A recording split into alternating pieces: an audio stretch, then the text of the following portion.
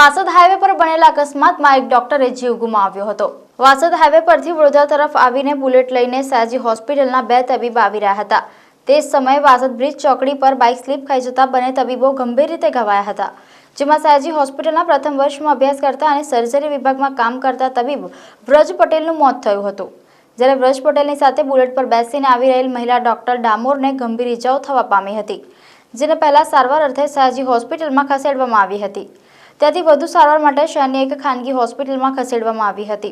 બંને તબીબના પરિવારને જાણ થતાં તેઓ તાત્કાલિક સયાજી હોસ્પિટલ ખાતે દોડી આવ્યા હતા, તેમજ તેમના સાથી તબીબ પણ સયાજી હોસ્પિટલ ખાતે મોટી સંખ્યામાં આવી પહોંચ્યા હતા।